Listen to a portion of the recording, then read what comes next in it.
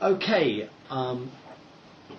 you've got Daniel Levy and Nuh Yilmaz here today. I'll introduce myself. Daniel Levy, the director of the Middle East Task Force here at the New America Foundation, also at the Century Foundation, and my background is in Israel, working in the past with the Israeli government as an Israeli negotiator, and in recent times here at New America and at the Century Foundation think tanks.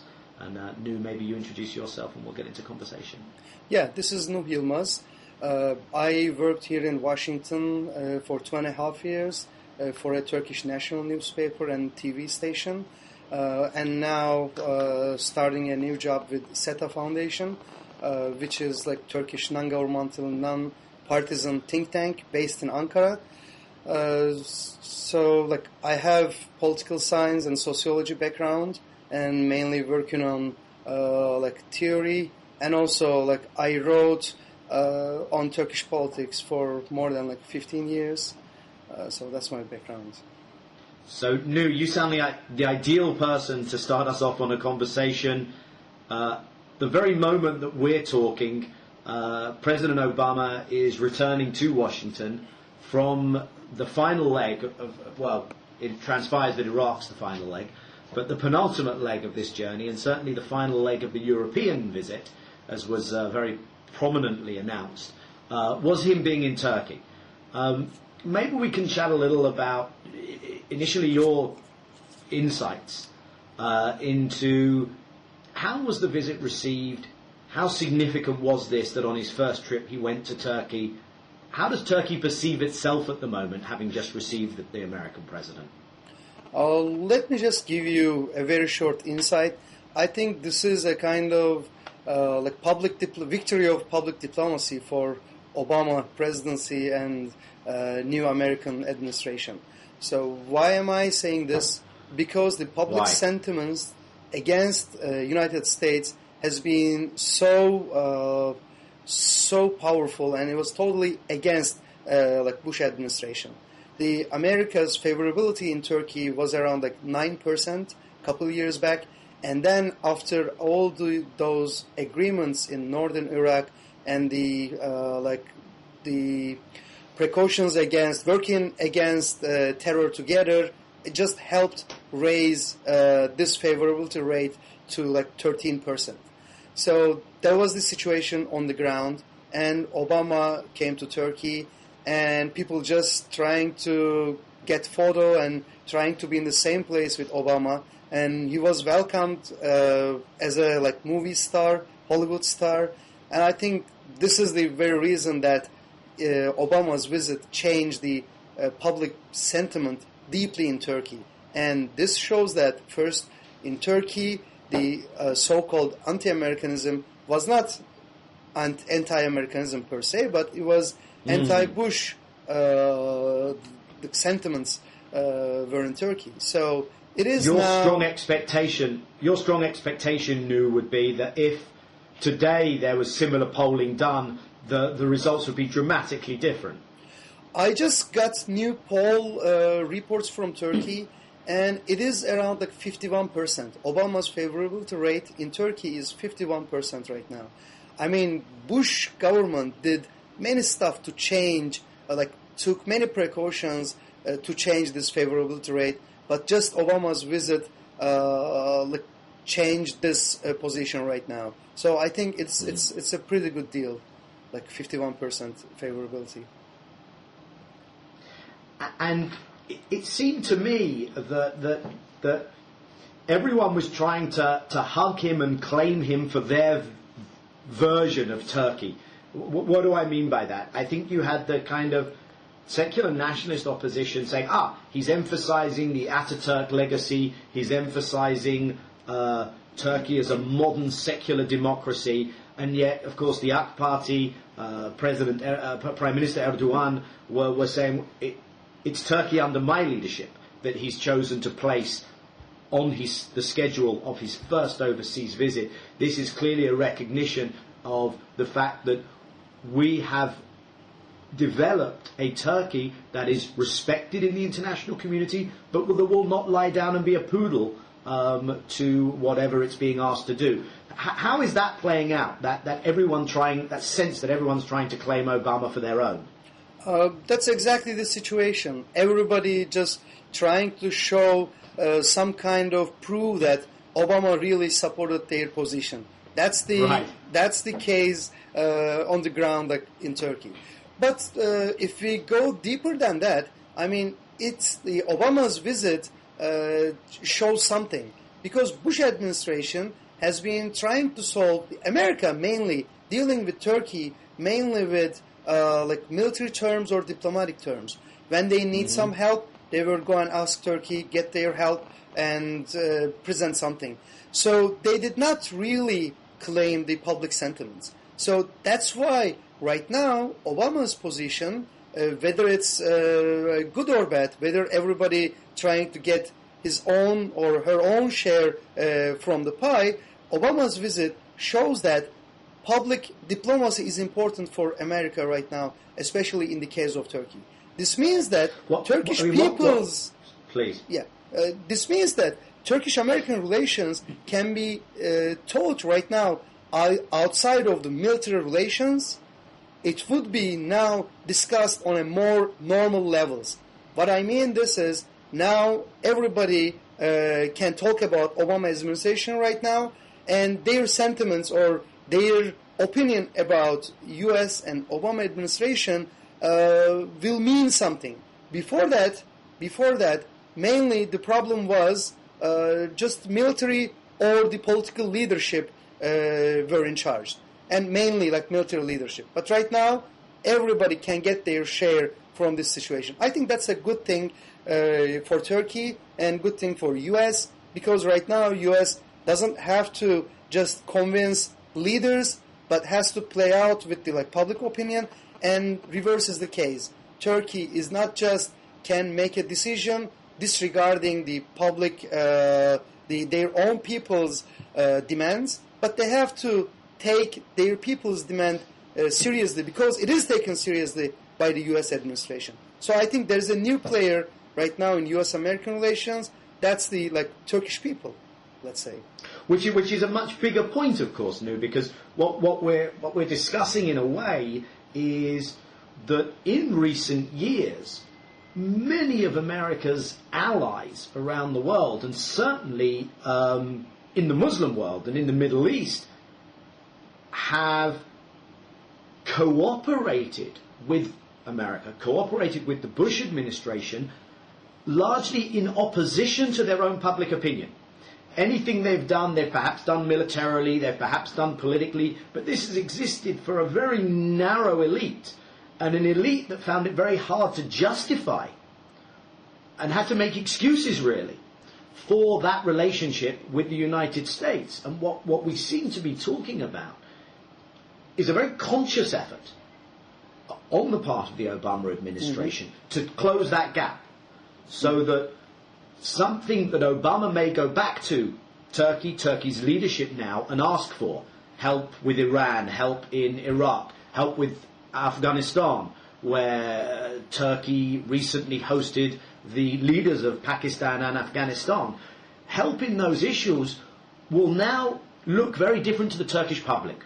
The Turkish public are likely to be more supportive of Turkey working closely with America. And of course the theory, at least in diplomacy, would be that this will allow the Turkish government to move that much further and to move that much faster and to be that much more willing to align itself with what the US is trying to achieve in the region, because they don't have to look over their shoulders and say, oh my God, we'll do this, but our own public is going to hate us for it. They can say, we can do this and we can carry our public with it, because this is how our public wants us to be, given the way they now view America. Is that, I mean, that's what it looks like to me. I agree. I totally agree with you. I mean, this is not about only Turkey's position or Turkey's changing perception of U.S. administration, but this is, I think, mainly is all about America itself, the U.S. itself. Because when Bush administration wanted to do something, they just wanted to solve their problems behind the closed doors. And this sometimes was mainly, this has been the case for the military leadership for decades. But in the last couple of years, let's say, especially after the AK Party, they wanted to play out with the different players and to some kind wanted to like make a deal with different actors. So this might be sometimes military, sometimes political leadership. But right now, nobody has this power in Turkey. But this is not about, as I said, this is not about Turkey, because U.S. changed its position. It does not right now want to solve its problem just by imposing its own demands on political leaderships, but they wanted to share the responsibility to some extent. I think this will certainly get some positive reactions from the Muslim world and from Turkey. I mean, think about the same problem in the case of Pakistan. I mean, in Pakistan, in like Afghanistan, there has been like similar problems. I mean, U.S. wants something, but public opinion is totally against that position. So you have to merge, you have to create some kind of synthesis of these like different actors. That's why what I think is, at least for like decade or something, the public opinion will be an actor in Muslim world. And so let's maybe broaden that conversation out. I mean, and let's do it through this Turkish lens, because there is a lot of discussion, obviously, off the back of the Turkey visit, and especially off the back of what has been picked on here in the American media as a particular comment that the president made about the contribution of Muslim Americans to American society, Americans of a Muslim background or who've lived in Muslim countries, describing his own personal experience. Let's look at it in the context of the Muslim world, and eventually we'll have to find something to disagree on, by the way, Nuh. Do you have a sense at this stage of how the visit is being perceived beyond Turkey's borders, in the Arab world, in the Muslim world? I mean, Turkey also has a very interesting role. Turkey has drawn closer to Syria in recent years, maintains a relationship with Iran, maintains a relationship with Hamas, invited the leadership of Hamas to visit Turkey after Hamas's election victory. So it's been maintaining relationships in recent years with all the folks that the Bush administration had nothing to do with, including some that the Obama administration does not yet have a clear policy on. At the same time, it maintained its close alliance with Israel. There'll be Israeli-Turkish joint naval exercises in the next couple of months. But at the same time, it was also critical of Israel when it felt Israel crossed a line. And so you have a Turkey that's people have been talking a lot about bridges in the last days, of East and West. Turkey has been a bridge between so many of these actors, has maintained as a regime, the AK Party regime, its own domestic credibility and popularity, and has now hosted this first visit. How do you think this is looked at beyond Turkey's borders as well? I mean, first of all, when Obama's visit to a Muslim country in his first 100 days is announced, like most of the Turks prayed that this wouldn't be Turkey. I mean, nobody wanted that country be Turkey because of Turkey's own domestic political tensions. Why? Because when Bush administration tried to define Turkey as a model to other Muslim countries, I mean, this created huge tensions and conflicts in Turkey, because this means that the AK Party government creates some kind of Islam or some kind of Islamism that is that has some kind of friendship with American force and trying to play its own people and working for American government. This was the image created after Bush administration's definition. Of course, there's a difference between what Bush administration intended and how it is perceived in Turkey. That's why when we were told Obama is going to visit a Muslim country and give a powerful speech, we said, God, we hope this is not Turkey. So, and he announced that Turkey is going to be the first bilateral official visit.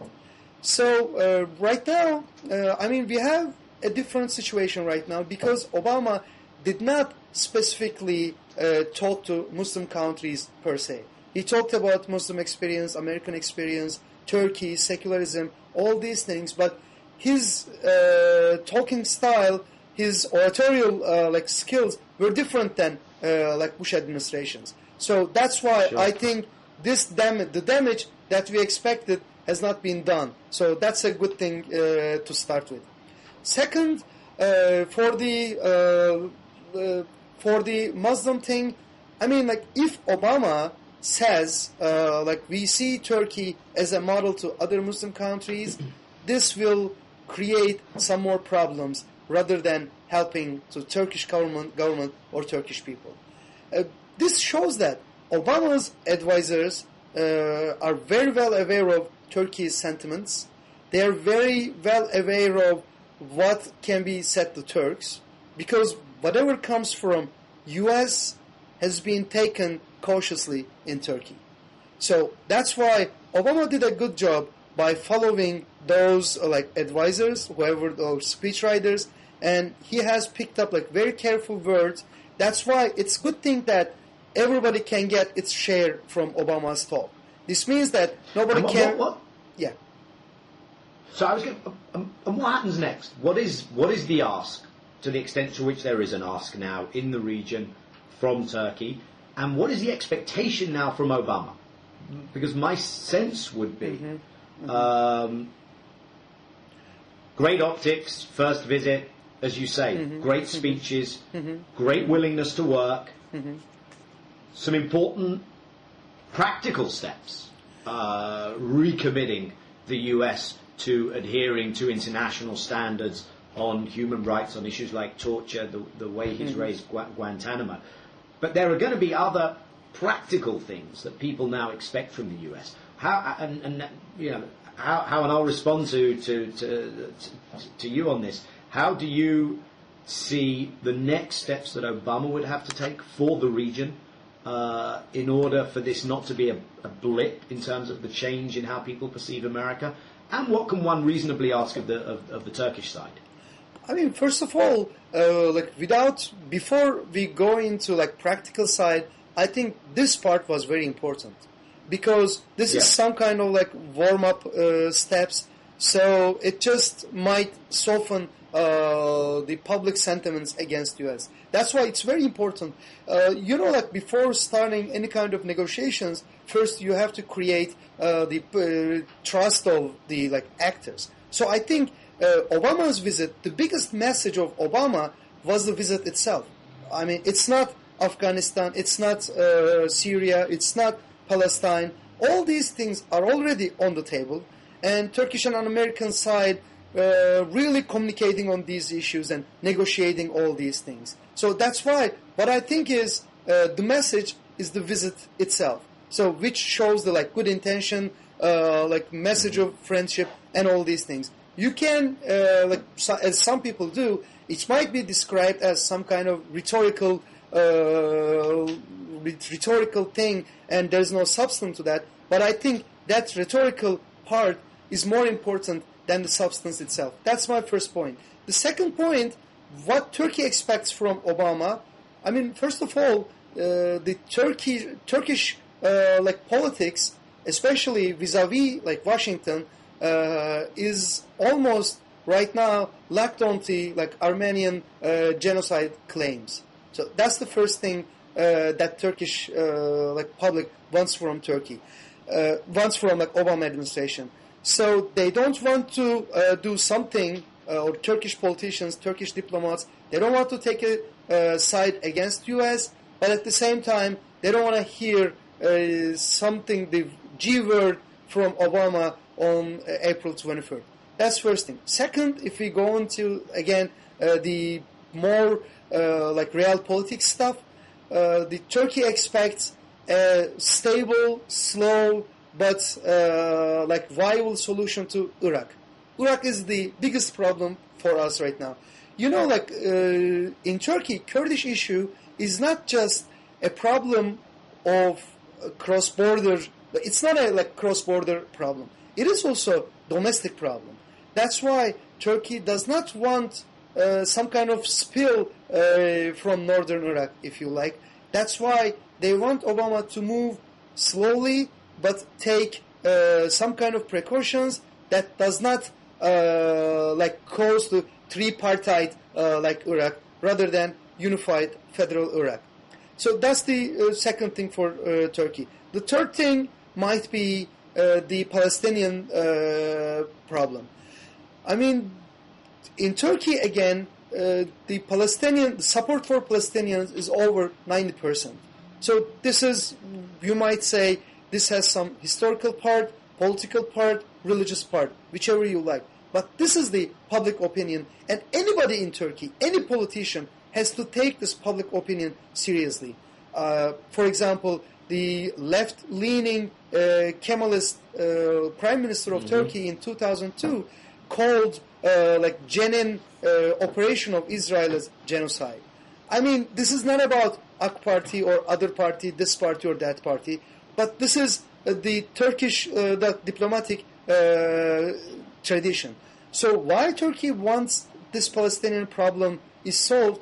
I mean, it has a very simple answer. I'm sorry, because there are Turkish Jews living in, many Turkish Jews living in Israel, and also there are Jews living in, of course, Turkey, and vice versa. I mean, Turkey has strong connections to Israel and does not want this relation harmed by some kind of external pressures. It has to take side of, let's say, Palestinian people, but this position harms its relations with Israel. So Turkey is, if you like, squeezed in this problem. It is really in the middle. I mean, it's not Turkey's intention to be a moderator or to be the country in the middle, but because of these historical and political relations with all sides, forces Turkey to be in the middle. That's why solution to this problem would really ease tensions in the Middle East, really would save Turkey from taking some kind of actions that would harm its own national interest as well. So I think these three things are the biggest things, and we can go into detail, for example, the energy issues. Turkey really want to hear or get some kind of solid support from U.S. in the for Nabucco project. That's the natural gas project. And do you think they got that? I don't think that was on the table right now.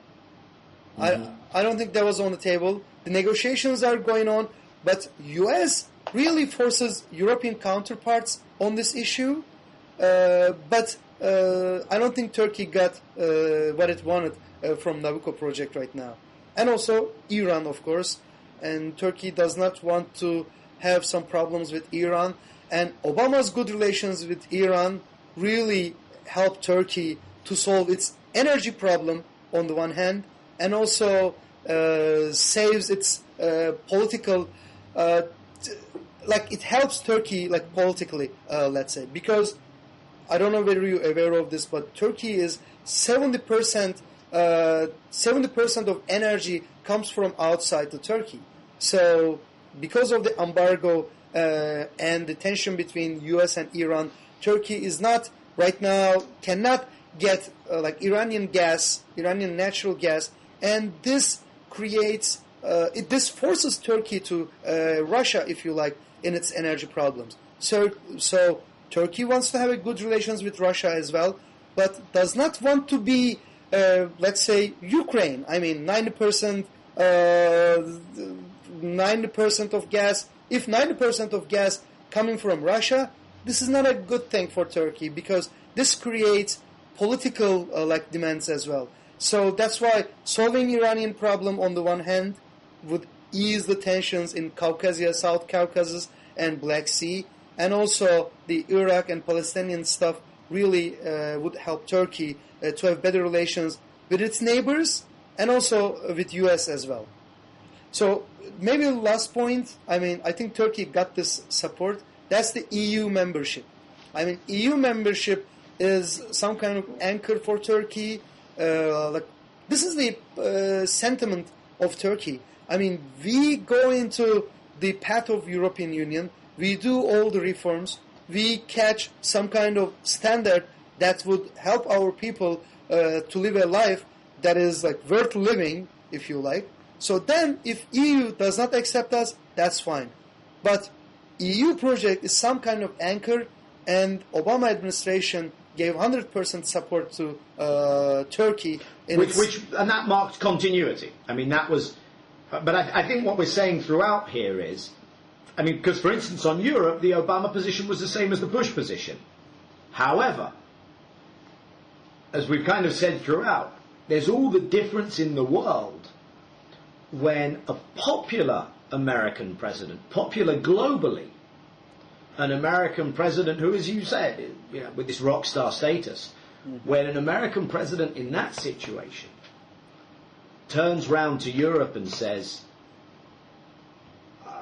you should see these guys as part of your future, to a president who almost has the reverse Midas touch, which I think on the international stage at least was the case with President Bush.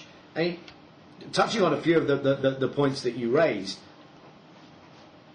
I think it's going to be very interesting to see how far, and I'm open to the possibility that the answer may be very far indeed, how far the visuals and the atmospherics and the, wow, you're visiting here and you make a great speech and you convey empathy and you eschew arrogance, how far those things can get President Obama. Clearly they can get him a long way in rebranding America, in winning international goodwill, in winning international popularity. Then there are some real-world problems out there that need to start being fixed in the diplomatic agenda, things that undoubtedly came up in his meetings over this past week during the visit overseas, and undoubtedly came up in his meetings with his Turkish counterparts. And you touched on some of them. Iraq. Turkey, of course, was not supportive, and the Turkish parliament voted against staging rights for the American troops as they planned the invasion of Iraq. We always hear this mantra of getting out responsibly. I imagine the expectation now is for Turkish cooperation in everything that goes on looking forward in Iraq. Obviously, the Kurdish north of Iraq is what most concerns Turkey. We've seen in the past years military intervention by Turkey in the Kurdish area, which at times was destabilizing. I imagine that one of the first things that might be tested is if on the Turkish side there was a feeling that too much that threatened Turkey was going on there and that they wanted to act. Would America be in a position to say, hey, this isn't going to help us. We're trying to stabilize this situation. We need you to stay out of this. That might be an early test. I'm sure there are other ways, and maybe you can elaborate on them. Well, maybe let's just stick with this Iraq issue and back and forth on this for a couple of minutes. What are the specific deliverables, do you think, that on the Iraqi issue? Is that one of them? Are there others? First of all, I think the Iraq issue, from the perspective of Turkey, is doing well right now. I mean, why? Because one of the biggest problems was Turkey's problem with the Kurdish leadership in northern Iraq. So Turkey did not recognize that government. Turkey did not want to have direct relations with that regional government. But I think in the last 1.5 years, this has been changing. I mean, Turkish president... Because that government has committed itself to being part of the unified Iraqi state. That is correct, but also there is other part of the story. I mean, in Turkey, the establishment, I mean, as you know, it's not just political leadership, but also the whole establishment has to be convinced on these kind of serious national security decisions, especially if we are talking about Turkey. Yeah, mainly military, if you like. But right now, I think in this problem, there is a consensus in Turkey. It is not just military decision, not just political decision, not just diplomatic decision, but now we can see some kind of synchronization of decisions in Turkey. Otherwise, Turkey wouldn't have like official Kurdish like TV channel like broadcasting 24 hours in Turkey. This has been a huge taboo in Turkey for a couple decades. But right now, we have like 24 hours... And that was noted by Obama in his speech at the parliament, I think. Yeah, because like it might seem a trivial issue from outside, but it was real big issue. For you, that's a demonstration that Turkey is feeling more comfortable and more confident of developments in Kurdish northern Iraq, and therefore it's feeling more ready to open up at home. Exactly, because like after the like 2007 November 5th meeting between like the Turkish Prime Minister Recep Tayyip Erdogan and President Bush, it was important after that time some kind of trust relationship started between U.S. and Turkey. I mean, this has happened through the like intelligence sharing, direct intelligence sharing. I mean, this shows something for Turkish part. Before that, Turkey, like including most of the officials, people believe that U.S. supports PKK and also like helping Peshak against like Iran. That's why using northern Iraq as a base to weaken Iran, but side effect of this was weakening of Turkey. So, but after 2007, November 2007, this image, this perception has been changed slowly, and this led to all these diplomatic relations.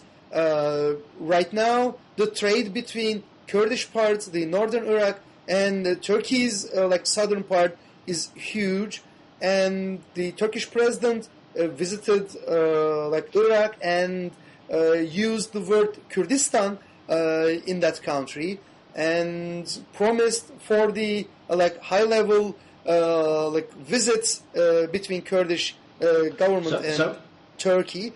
So this shows that, I mean, this is a state decision, this is a decision of establishment, and Turkey and US has some kind of shared vision, especially in the case of Iraq. What would yeah, please. So I'm gonna try and change subject. There has been an effort, especially in Washington, and I wonder we might reflect on this for a moment, especially after the position that Turkey and Prime Minister Erdogan took during the Gaza war, during the Davos summit, where the Turkish Prime Minister, I think more in response to David Ignatius actually than to the Israeli Prime Minister Shimon Peres, but he left the stage when he felt he wasn't being given an opportunity to express his opposition to what the Israeli president had said regarding Gaza. There seemed to be a concerted effort in Washington to say, now we're beginning to see the real AK party. Now we're beginning to see the real face of Turkish political Islam in power. There were op-eds written. I know the Washington Institute was very excited, and they started producing papers on beware of Turkey's regional role. Now, I think there's real significance that against that background, President Obama made this visit.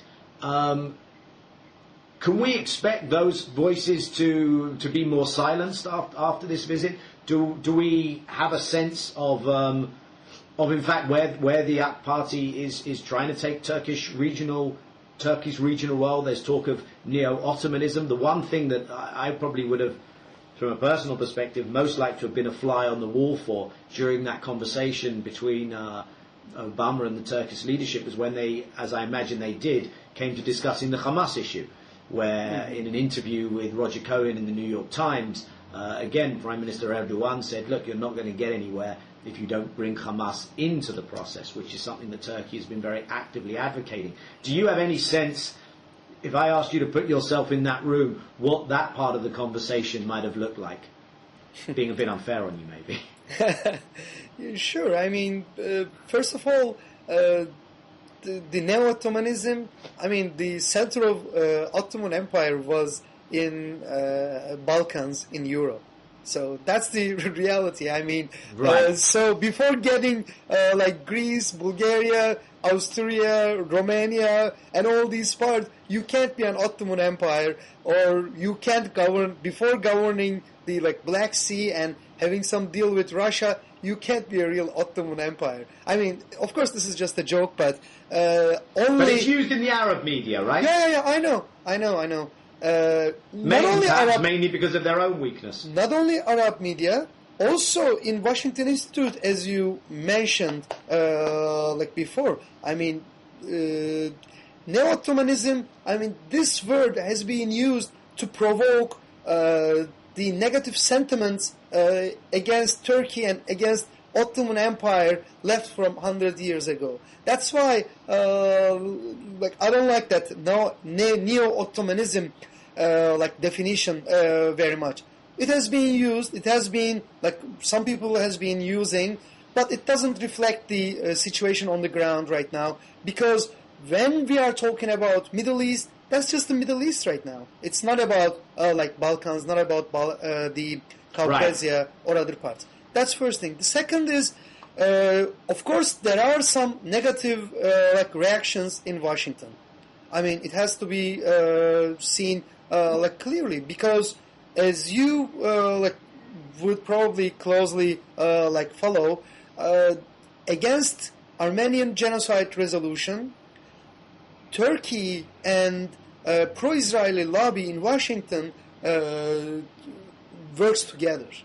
I mean, that's the issue. They help each other on separate issues. This has been the case at least for like 2 decades. So right now, especially after the Khalid Meshal visit to Turkey, and then Turkey's reaction to Israel's operation, the Israeli-Lebanon war, and also right now the last Gaza event, this will affect the relationship between Israeli lobby in Washington, pro-Israeli lobby in Washington, and also Turkish government. Let me put it specifically, Turkish government. So what's going to happen? I mean, Washington Institute and people have that agenda really has been following the same like discourse for at least for like 5 years. So they have been whenever Turkey does not accept or does question a political decision which comes from U.S. or Israel, it turns into Turkish government or Turkish state turn into fundamentalist state like suddenly. I mean, and what I'm suggesting happened, Nuh, is that the position Turkey took during the Gaza war and Erdogan off the stage at Davos was seen by those same people as a moment, as an opportunity to really push that agenda in a far more assertive way. And I think that's probably just been chopped off at the knees by Obama's visit, because it seems that the Obama administration was having none of it.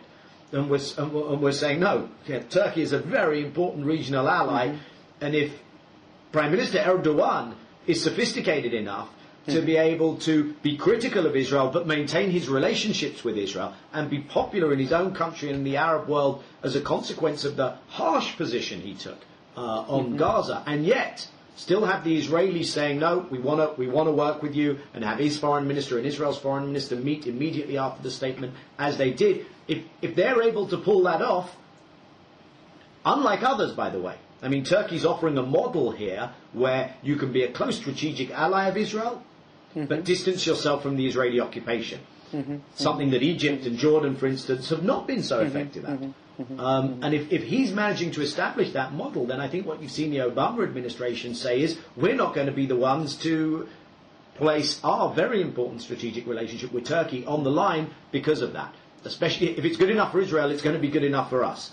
And in any way, it's an American interest, and that's what I sense is playing out. I'm tempted to take that analysis even further and say that you might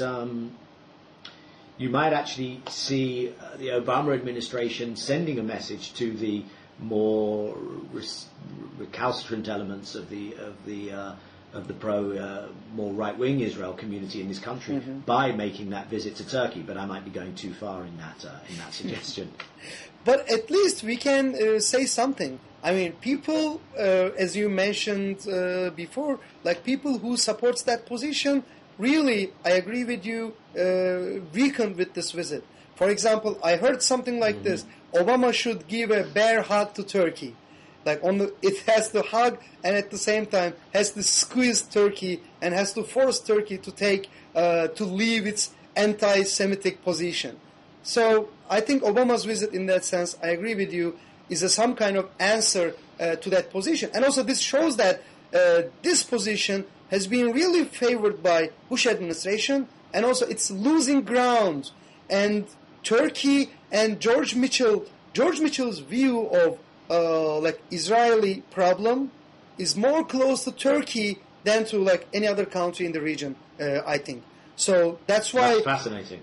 That's why I think Turkey is really got excited when they heard like George Mitchell became the representative of Obama to Middle East. So we'll see these kind of real politic interventions to the issue, and I think Turkey and U.S., especially through the mediation of George Mitchell, can produce something that is viable in the region. And also this shows that there's not going to be some kind of blackmailing in Washington that would undermine these kind of efforts. This visit shows and gives that message. I agree. I mean, and I guess we've managed to agree on virtually everything, which I don't so we failed dismally on that score. Yeah. But I mean, I've disagreed with everyone else I've spoken with on Blogging Heads so far, so it's nice to change tack.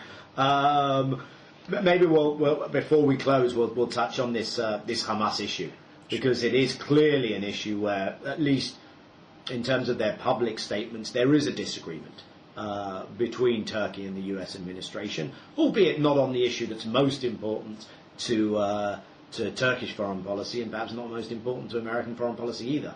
But the Turks have made a point of hosting and meeting with and talking to and arguing for the inclusion in the political process of the Hamas leadership. They maintain relations, of course, with the PA Fatah leadership as well. America doesn't seem at this stage to have not even changed, but almost not to have nuanced its position on those issues. I have no read yet. I imagine that there is some thinking going on, and certainly George Mitchell, coming from his Northern Ireland experience, having also talked about the need for Palestinian unity, one imagine would be attentive to the kind of message that the Turks have brought on this issue, and is perhaps, I don't want to over-speculate, but perhaps rather pleased that the President and the President's entourage heard the message that we both imagine they heard from the Turkish leaders on the need to find ways to include Hamas. What I've been arguing for many months is not that America needs to engage with Hamas, but that America needs to begin to explore indirect ways of bringing Hamas in through those parties who do engage with Hamas, and that they shouldn't be relying on the Egyptians as the exclusive interlocutor with Hamas. In that respect, I wonder if there's an opportunity here via a Turkish channel. Again, I'm just speculating, but maybe you'll share with us your thoughts on that, and then we'll both apologise for not shouting at each other and say goodbye. I mean, first of all, you see the situation of Syria in Annapolis Conference. I mean, Turkey has been creating some kind of good relationship with Syria, and then eventually Turkey was managed to bring Syria to the table for the Annapolis Conference. This hasn't. This Annapolis Conference did not solve anything. It's just died. But still, that was something, and this shows that through engagement, some stuff, some good things may start. That's first point. Second, I mean, Turkey gave its own messages to Hamas as well. if you want not to solve this problem, that's okay. You can exclude Hamas from all the negotiations. But if you check out the results of the democratic elections, I mean, Turkey said, okay, we get some observers from outside world and just do these elections. And everybody said these are like fair elections, and Turkey recognized the results of the elections. If you follow Turkey's domestic politics, this is also related to Turkey's like internal problems. In Turkey, AK Party government is in power because of this justification of the results of democratic elections. That's why you can see some kind of empathy over there. Of course, not the same situation, but Turkey wants Hamas government to disarm and gives this message very clearly to Hamas. But also at the same time, Turkey is the only country that has been in contact with Hamas and also can negotiate and can sit down and have some better relations with the Western counterparts. So I think this position will be shared by U.S. government, because when George Mitchell wanted to sit at the table with IRA, nobody wanted IRA to leave weapons or disarm at that time. So when people had... Well, they wanted them to, but they were realistic, and they realised it would take some years and it would take a process, and that it couldn't be a precondition. A ceasefire was a precondition, but not an immediate decommissioning. Yeah, sorry. Exactly, that's what I meant. I mean, yeah, it was not a precondition. So people has some kind of tolerance and gave some time to IRA at the time. I mean, same thing can be done with Hamas. If you are, that's why George Mitchell example is important for Turkey. And Hamas was at the position before they started talking about sitting at the table, recognizing the Israel's right to live as a Jewish state or whatever. Hamas was almost going to come to that position. So Turkey believes and defends that George Mitchell, with the intervention of George Mitchell and his IRA England experience, really something can be done at this point of time. So sorry. Yeah. So how can that be done? I mean, I think people are working on this. Turkey does not defend this position. Just a political.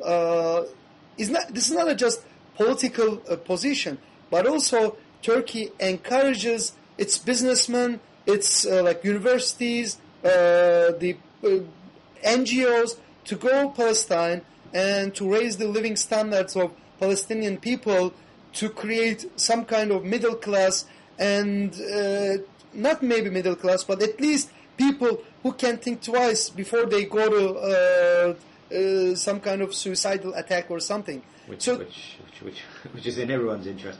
Yeah. I've enjoyed our conversation. I hope others have too, and we sense that there's a George Mitchell cheerleader in the Turkey that President Obama just visited.